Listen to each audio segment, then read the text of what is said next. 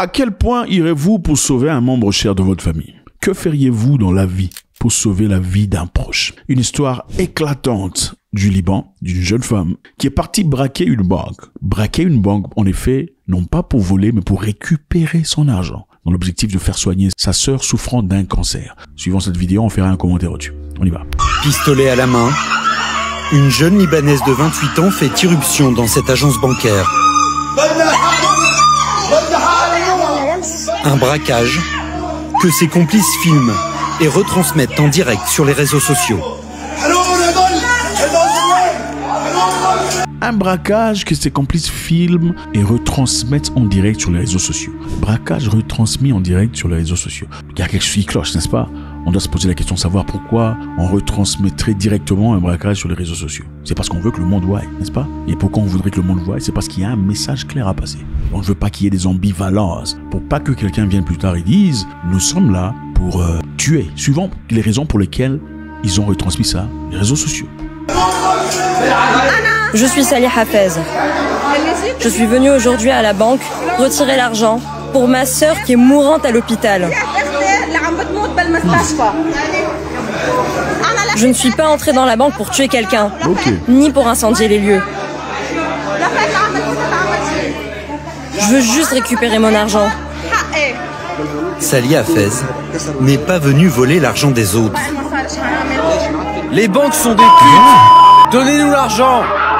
Les banques sont des putes. Ok, donc, madame veut retransmettre l'image directement pour montrer au monde que je suis là, non pas pour prendre l'avion de qui que ce soit, mais je suis là pour récupérer mon argent. Pour quel objectif? Pour sauver la vie de ma sœur. Donc déjà, elle se distance des faits criminels, bien que la situation évidemment elle-même soit criminelle, mais elle se distance sur le plan intentionnel. Elle veut que le monde sache, mes intentions ici ne sont pas celles de piller l'argent de qui que ce soit. Mon intention est branchée simplement et uniquement sur la récupération de mon argent à moi. Continuons. C'est son propre compte qu'elle vient braquer. Donne-lui son argent en dollars, salopard. Donne-lui ses dollars. 20 000 $ d'économie que cet architecte d'intérieur réclame depuis 7 mois à la banque et que cette dernière, proche de la faillite, refuse de lui donner. Ne tire pas! Ne tire pas! Pour l'amour de Dieu! Je veux mes 20 000! Dans ce pays, on n'a pas d'autre choix que de faire ça. Cet argent, on l'a pas volé. C'est le fruit de nos efforts. On est fatigué, on a beaucoup travaillé. On s'est tué à la tâche pour ses économies. Il nous donne l'argent, on part. Sinon, personne ne sortira d'ici.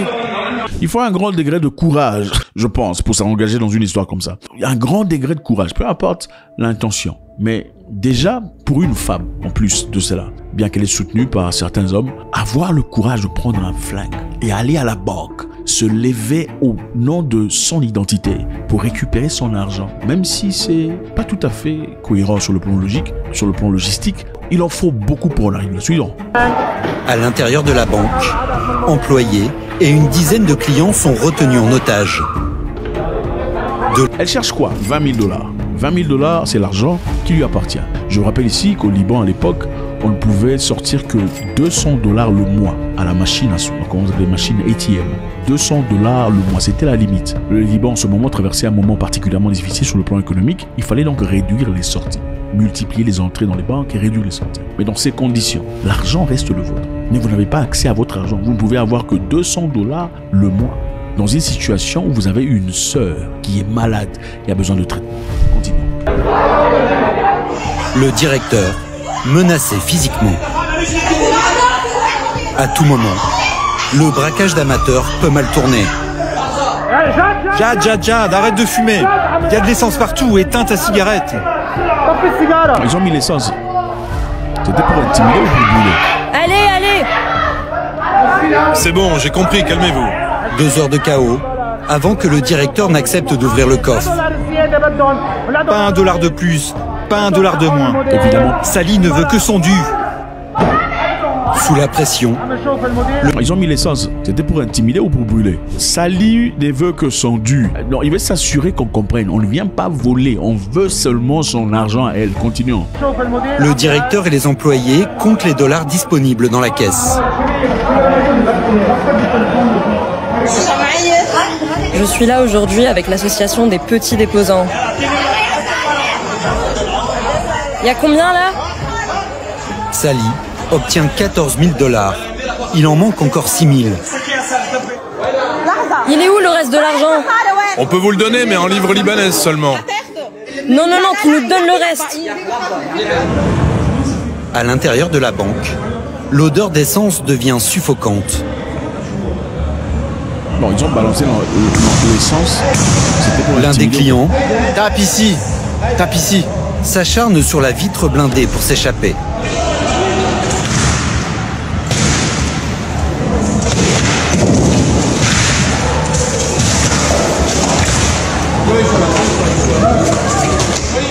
Doucement. Sally et ses amis décident eux aussi de sortir de la banque avant que la police n'intervienne. On n'a qu'une petite partie de l'argent. C'est vraiment des enculés. Dites-leur qu'on n'a plus besoin de ce flingue. Qu'ils le prennent. Selon les braqueurs amateurs, le pistolet était factice. Oh, pistolet factice. Quelques minutes plus tard, Pistolet factice. l'un des complices est arrêté. Et là encore, tout risque de dégénérer. Un autre activiste s'empare de l'arme d'un policier. Lâche-le. Je te préviens, lâche-le. Non, les gens de Moyen-Orient. Attention. Finalement, Vous savez, au Moyen-Orient, on ne rigole pas. C'est vrai qu'ils sont dans une activité qui est logiquement infractionnaire, mais les gens du Middle East ne rigolent pas.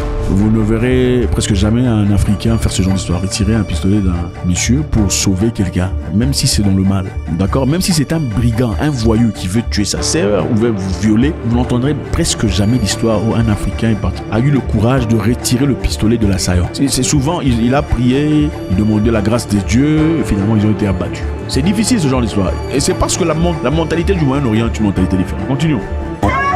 les deux hommes sont embarqués par la police. Sally, elle, a réussi à s'enfuir avec Sally est partie avec l'argent. Donc ils ont choisi d'être embarqués pourvu que Sally récupère son argent. Waouh! Héroïne pour les uns, dangereuse fugitive pour les autorités. L'action de Sally marque une escalade de la violence dans un pays englué dans la crise. Ok, on s'arrête là. Ces gens se sont sacrifiés, ils ont choisi d'être arrêtés du moment que Sally soit libérée. Ce n'est pas comme on verrait généralement. On va essayer de voir un tout petit peu. Donc, Sally, c'est une femme, c'est une ingénieure à l'intérieur. Ok, interior designer. Ce n'est pas une femme de rue, femme de la rue, une voyou, une folle ou une sorcière, comme les Africains aiment dire. C'est une femme bien instruite, lettrée. Pourquoi une telle femme ferait une chose pareille? On se pose la question. Évidemment, si les conditions sont ultimes et très nécessaires pour son existence, ok, pour des raisons existentielles, certains humains feraient des histoires hors de l'ordinaire. Dans ce cas, c'est une femme dont la sœur traverse un moment difficile, souffrant d'un cancer de cerveau. Elle avait besoin de trois opérations. La première opération s'est faite, la seconde et la troisième devraient être faites en Turquie à hauteur de 50 000 $. Et Sally n'avait pas d'argent.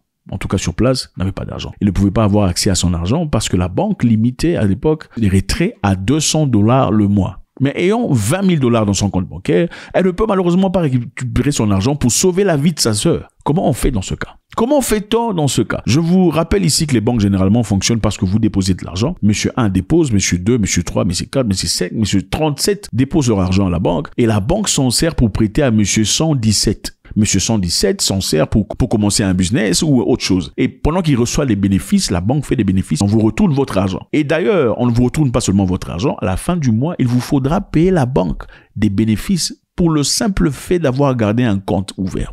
C'est comme ça que les banques fonctionnent. Donc, si vous allez à la banque, si tout le monde partait à la banque, demander leur argent, la banque n'aurait pas assez d'argent pour rembourser à tout le monde. Donc, si tout le monde, ok, tous les participants, tous les clients partaient à la banque, dire, banque, remettez-moi mon argent, la banque n'aurait pas assez d'argent pour rembourser à tout le monde. Ce n'est pas possible. Voilà pourquoi la banque, certaines institutions établissent de limites journalières, si pas des limites mensuelles. Et dans ce cas, pour le Liban, il s'agissait de 200 $ seulement le mois. Maintenant, pour une opération où on a besoin de 50 000 $, votre sœur, qui est irremplaçable, comment vous allez faire? Comment réagiriez-vous dans les mêmes conditions? C'est ça la question. Y a-t-il des raisons pour lesquelles on ferait des choses extraordinaires à ce degré, même quelquefois violer la loi, pour cet élément existentiel? Ou bien on aurait toujours peur et on se dirait, bon voilà, Dieu trouverait des solutions, enfin, toujours en retard pour la plupart des cas. Pour la plupart des cas. Alors, évidemment, cette vidéo n'a pas pour objectif de vous demander d'aller braquer une banque. Le cas de cette femme, Sally, est très évident, c'est très précis. C'est une femme qui est partie récupérer son argent à elle, son argent à elle qu'elle ne pouvait pas avoir, dont elle n'avait pas accès. Et pour une raison bien précise, sauver la vie de sa sœur. Regardez ici sur la vidéo, ça c'est sa sœur en difficulté. Sally vient d'une famille de 5 femmes. Toutes les femmes sont des gens lettrés. Il n'y a pas seulement elle, il y a sa sœur malade qui est aussi interior designer. Il a une autre sœur qui est ingénieur mécanique, ingénieur d'électricité. Donc ce sont des gens qui ont fait l'école. Ce ne sont pas des abrutis, des bandits, des voyous qui partent dans l'objectif de chercher à simplement braquer une banque. Récemment, on a vu une histoire en RDC, l'ex-Zaïre. En RDC, il y a une femme apparemment qui serait venue de l'Allemagne. Partie en RDC, je pense qu'elle est originaire de la RDC. Partie en RDC pour aller braquer une banque.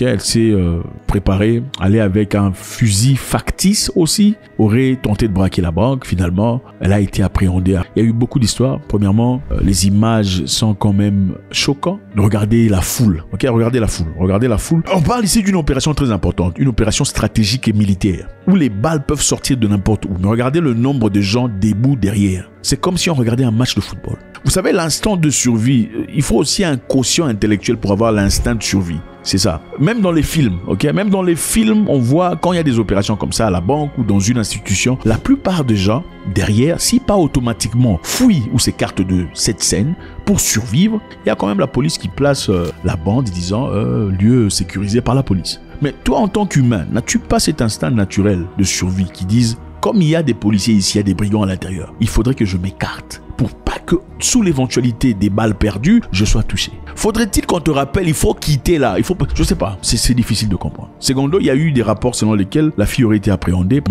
des rapports selon lesquels elle aurait été victime d'une situation où, évidemment, elle s'est retrouvée sans habit. Ce n'est pas confirmé, c'est ce que les gens disent. On n'a pas encore vu, évidemment. On ne pourra malheureusement pas montrer ici aussi, pour certaines vidéos. Les rapports disent que la fille aurait été poussée de point à un certain moment déshabillée, humiliée, insultée, bref. Si cela a été fait, je ne sais pas à quel niveau cela prouve un professionnalisme dans les services. Je pense qu'une personne qui braque une banque, évidemment, est un criminel qui doit faire face à la loi. La loi doit peser nécessairement sur la personne qui a fait ce crime, mais la personne criminelle aussi a des droits élémentaires. On n'a pas le droit de déshabiller une personne parce qu'elle a commis un crime. En tout cas, pas dans un milieu où les gens sont normalement constitués. Encore évidemment, on dit que ce sont des rapports qui sortent. On ne sait pas tout à fait si c'est évident, mais bon, tout ça se passe sur Internet. Vous pouvez aller jeter un coup d'œil et voir. Alors, la différence entre les deux, c'est quoi? La différence, c'est que la première femme était partie pour une raison bien précise. Elle est partie récupérer son argent à elle. Et elle s'est assurée de faire un live pour que le monde sache. Je ne suis pas ici pour dévaliser la banque. Je suis ici pour récupérer mon argent. Pas $1 de moins, pas $1 de plus, seulement mes $20 000. C'est ce que je veux. Pourquoi? Pour une raison bien précise. Il y a ma sœur qui est malade. La seconde, c'était dans quel cas? On ne sait pas. Après avoir vécu combien? 31 ans en Allemagne, est-ce qu'elle avait vraiment besoin d'argent? On ne sait pas. Est-ce qu'en Allemagne, il n'y a pas de système social qui aide des Allemands? Je suis certain qu'après avoir vécu pendant 31 ans en Allemagne, on a certainement droit à devenir allemand, si c'est ça. Certainement, il y a un système social en Allemagne qui permet des gens en difficulté. Mais il y a l'autre option. Serait-elle peut-être en difficulté émotionnelle, mentale, psychologique? Et c'est une possibilité. Malheureusement, ce sont des choses qu'en Afrique, généralement, on ne reçoit pas avec beaucoup de ferveur. On pense qu'il y a soit c'est la sorcellerie, soit c'est des banalités comme ça. Il y a des gens qui sont mentalement malades. Des gens qui ont des problèmes psychologiques. Et c'est quand même inouï de voir une femme venir toute seule. Je ne sais pas si elle était seule ou pas, ou même si elle était avec des gens, se lancer dans une histoire pareille et on dit que son fusil est un fictice. Ce n'était pas un vrai fusil. Bref. Faites-moi savoir ce que vous en pensez. On va se focaliser sur le premier cas ici de Sally, qui est partie en banque pour aller récupérer son argent et sauver la vie de sa sœur. Feriez-vous la même chose que Sally pour sauver la vie de votre sœur, votre enfant ou votre mère? Récupérez l'argent qui vous est dû, puisque la banque ne veut pas vous la donner. God bless.